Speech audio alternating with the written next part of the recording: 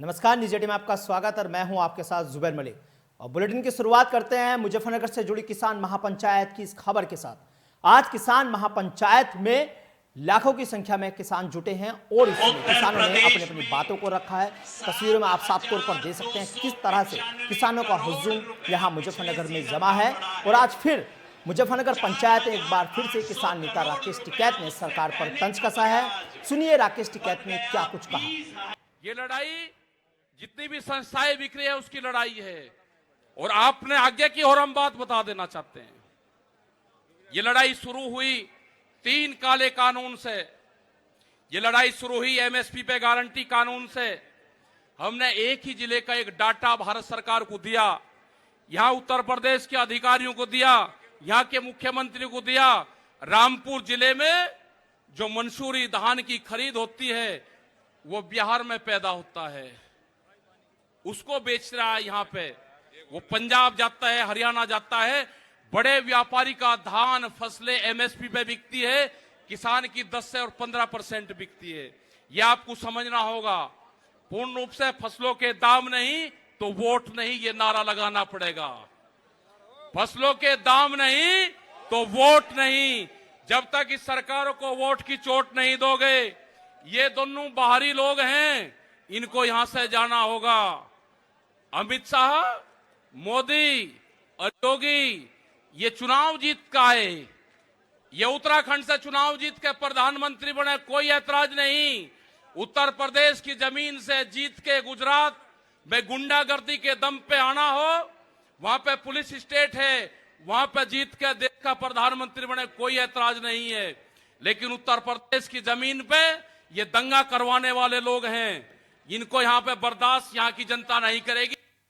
मुजफ्फरनगर महापंचायत में इस तरह की बयानबाजी किसी एक नेता की ओर से नहीं की गई। इसमें कई अन्य नेता भी हैं जिनके कंधों पर इस आंदोलन की जिम्मेदारी है। उधर किसान नेता योगेंद्र सिंह यादव ने भी मन से योगी सरकार पर निशाना साधते हुए उन्हें ढोंगी बता दिया।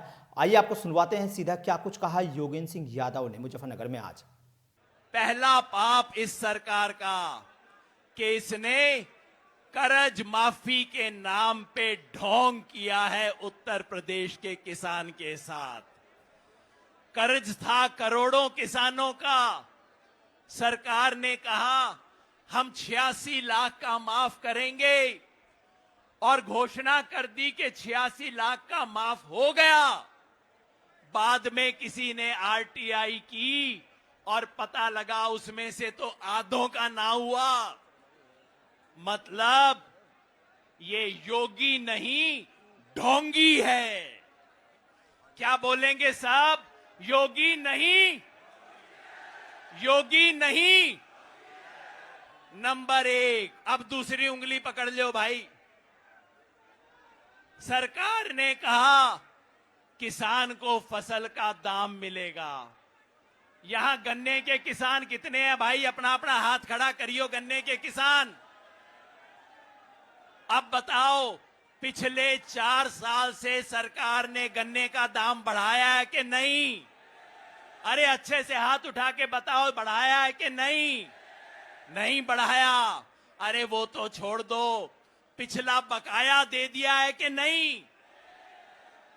उत्तर प्रदेश में 7,295 करोड़ रुपया पिछले सीजन का पड़ा है।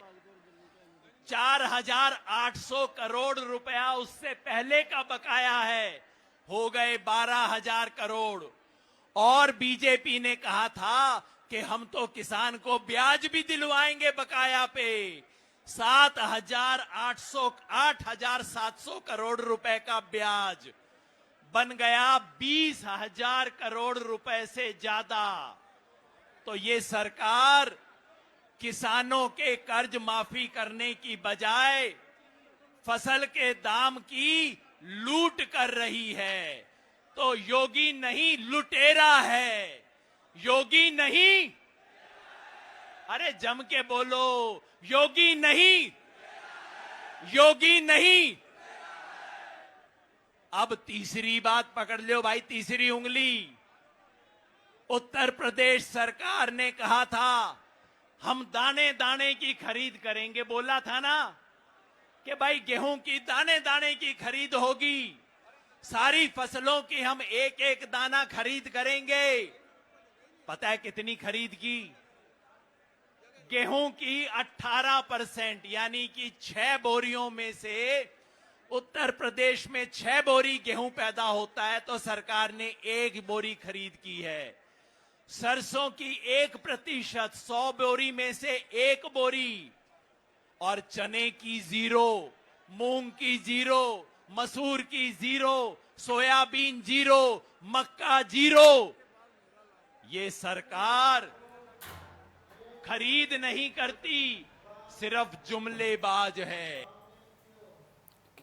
मुजफ्फरनगर किसान महापंचायत में कोई एक ही राज्य के लोग मौजूद नहीं थे। इसमें उत्तराखंड, पंजाब, हरियाणा, तमिलनाडु, कर्नाटक, महाराष्ट्र व कई अन्य राज्यों से भी लोग यहां पहुंचे थे। और आज पंजाब व महाराष्ट्र के लोगों ने और साथ ही हरियाणा के लोगों ने खुलकर मंच से अपनी बात रखी और सूबे की योगी सरकार पर जमकर निशाना साधा व केंद्र सरकार पर भी जमकर निशाना साधा है और दोनों सरकारों को आड़े हाथों लिया है। सुनिए क्या कुछ कहा पंजाब और हरियाणा के लोगों ने।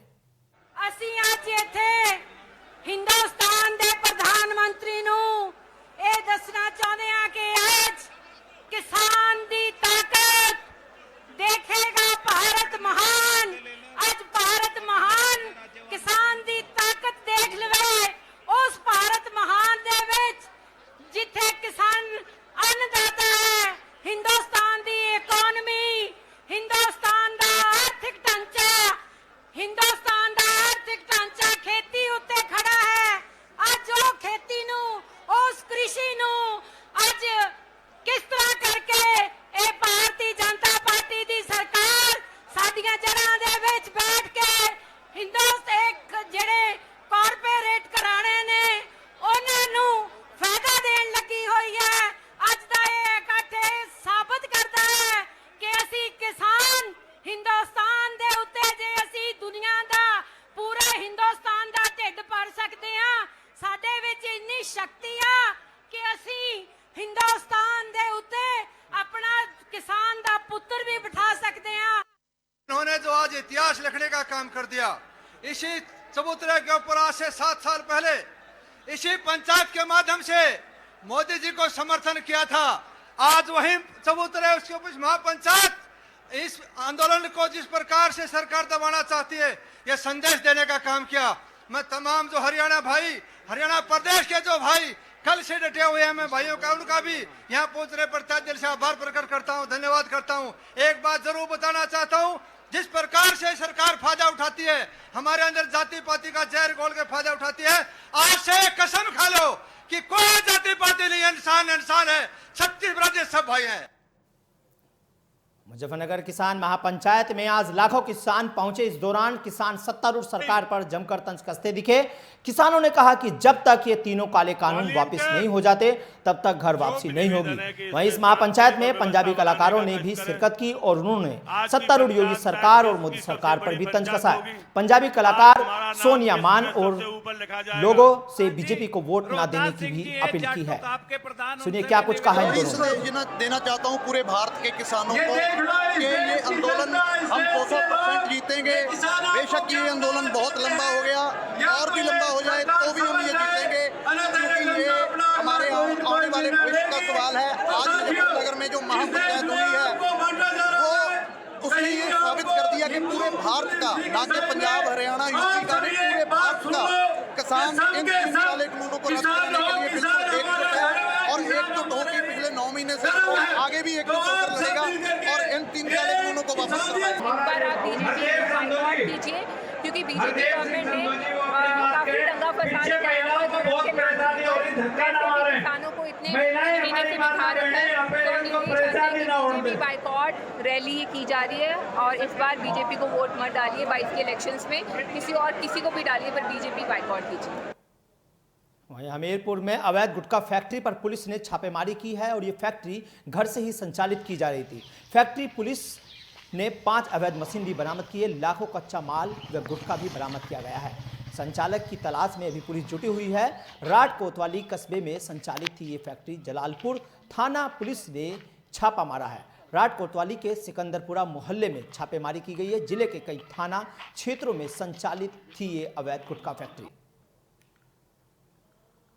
वहीं 28 से 15 तारीख तक यमुना दर्शन शुरू हो गई है। मथुरा के वृंदावन में आज यमुना दर्शन यात्रा के द्वारा लोगों को यमुना प्रदूषण मुक्त करने निकले भाजपा के पूर्व राष्ट्रीय संगठन महामंत्री NK गोविंदाचार्य गीता आश्रम पहुंचे हैं, जहां उन्होंने पत्रकार वार्ता के दौरान आश्रम में कहा कि जब तक जल जमीन के साथ जीव को सुरक्षित नहीं किया जाएगा तब तक एक यमुना का प्रदूषण मुक्त होना संभव नहीं होगा।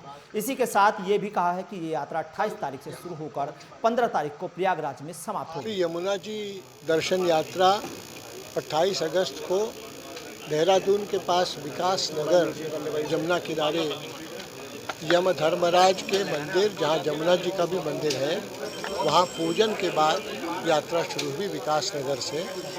यमुना जी के साथ प्रवाह में साथ साथ चलते हुए यात्रा अपने वाहनों से 14 सितंबर को प्रयागराज में रहेगी, उसका समापन होगा।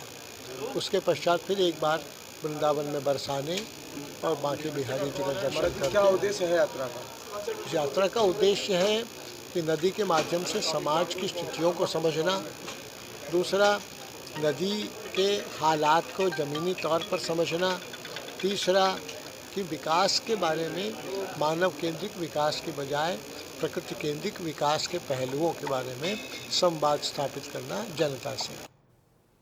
बरसाना नटखट कान्हा के जन्मोत्सव के 15 दिन बाद बरसाना में उनकी अलाहादीनी शक्ति राधा रानी का जन्मोत्सव मनाया जाएगा, जिसकी तैयारी के लिए पुलिस प्रशासन ने कमर कस ली है।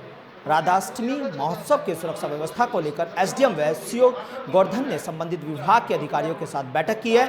वहीं बिना मास्क के मंदिर में प्रवेश करने पर पूर्ण प्रतिबंध लगा दिया गया है।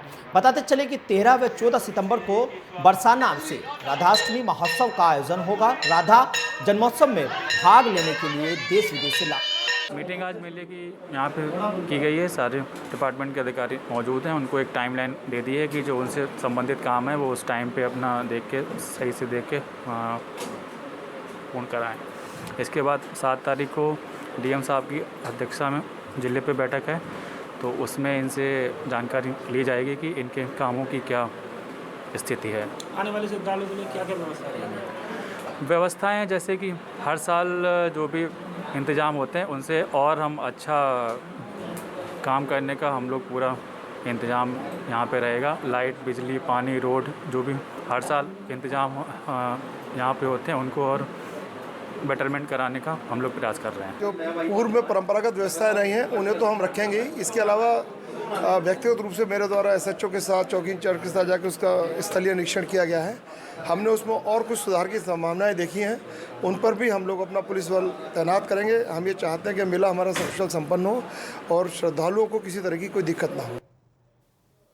वहीं लखनऊ के गांधी भवन में आयोजित आम आदमी पार्टी के पंचायत प्रकोष्ठ सम्मेलन में राज्यसभा सांसद संजय सिंह भी पहुंचे। उन्होंने भारतीय जनता पार्टी पर निशाना साधा है। इस मौके पर राज्यसभा सांसद संजय सिंह ने कहा कि प्रदेश में जंगल राज कायम है, यहाँ महिलाओं के प्रति अत्याचार बढ़ रहा है, लेकिन योगी आदित्यनाथ जी जीरो टॉलरेंस की बात करते हैं। इस मौके पर उन्होंने कहा कि सरकार किसानों के साथ छलावा कर रही है और किसानों का उत्पीड़न हो रहा है। इस मौके पर उन्होंने आम आदमी पार्टी पंचायत प्रकोष्ठ के क्षेत्र पंचायत सदस्य, ग्राम प्रधान, जिला प्रधान सदस्यों को संबोधित करते हुए 2022 विधानसभा चुनाव में जीत का मूल मंत्र भी दिया। उत्तर प्रदेश में जो एक सरकार चल रही है, भ्रष्टाचार की सरकार, कानून व्यवस्था की बदहाली की सरकार, किसानों को आत्महत्या के लिए विवश करने वाली सरकार, तो इस सरकार को कैसे हटाना है। नौजवानों पे लाठियां चलाने वाली, मुकदमे लिखने वाली सरकार, इस सरकार को कैसे इस बार सत्ता से बेदखल करना है और कैसे एक ऐसा बेहतरीन मॉडल जो आम आदमी पार्टी का मॉडल है, जो 300 यूनिट बिजली फ्री देने की बात कहता है, बेरोजगारी भत्ता देने की बात कहता है, नौकरी देने की बात कहता है, महिलाओं को सुरक्षा देने की बात कहता है, किसान को फसल का दाम देने की बात कहता है, वो मॉडल हम उत्तर प्रदेश में दिल्ली बॉर्डर पे किसान लगभग 9 महीने से बैठे हैं और आज मुजफ्फरनगर में बृहद पंचायत का आयोजन किया गया है, जहां पर लाखों किसान पहुंचे हैं और वहां पे तमाम राजनीतिक दलों के कार्यकर्ता हैं और आप लोगों ने किसानों की काफी मदद की आंदोलन। मैंने पहले दिन भी इस काले कानून के खिलाफ खड़े होकर पार्लियामेंट में आवाज़ लगाई थी जी। मुझे सस्पेंड भी किया गया था और तब मैंने कहा था कि अगर आप किसानों की हड्डियां तोड़ रहे हैं, मैंने तो सिर्फ माइक तोड़ा है, मुझे सस्पेंड किया गया तो इस सरकार को भी सस्पेंड करना चाहिए। उत्तर प्रदेश का किसान और देश का किसान जो उनके साथ जुल्म और जाति हो रही है उसको देख रहा है, और इस बार के चुनाव में आप देखिएगा सब मिल के इनको सबक सिखाएंगे। किसान हो, नौजवान हो, माताएं बहनें हो, आम आदमी हो, सब इनको मिल के। दर्जन भर से अधिक मुकदमे आपके ऊपर इस सरकार में हुए हैं। मैं रोज आदित्यनाथ जी से कहता हूं कि रोज 10 मुकदमे करके तब सोया करें, उससे पहले ना सो। लखनऊ के गांधी भवन में आयोजित आम आदमी पार्टी के पंचायत प्रकोष्ठ सम्मेलन को संबोधित करने पहुंचे आम आदमी पार्टी के राज्यसभा सांसद संजय सिंह ने भारतीय जनता पार्टी पर निशाना साधा है। आपको बता दें कि संजय सिंह ने कहा कि उत्तर प्रदेश में जंगल राज कायम है और मुख्यमंत्री जीरो टॉलरेंस की बात करते हैं। मीडिया से बातचीत करते हुए राज्यसभा सांसद संजय सिंह ने कहा कि लगातार सरकार में युवाओं के प्रति, महिलाओं के प्रति, किसानों के प्रति अत्याचार बढ़ रहा है और सरकार हाथ पर हाथ धरी बैठे हुई है। मुजफ्फरनगर में आज हो रही किसान पंचायत पर भी निशाना साधते हुए राज्यसभा सांसद संजय सिंह ने कहा कि किसानों की सरकार को कोई फिक्र नहीं है। इस मौके पर उन्होंने कार्यकर्ताओं को संबोधित किया और 2022 में जीत का मूल मंत्र दिया।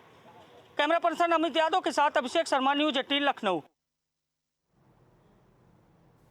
इस बुलेटिन में फिलहाल इतना ही। देश व प्रदेश की तमाम खबरें देखने के लिए बने रहिए न्यूज 18 के साथ। फिलहाल मुझे दीजिए इजाजत।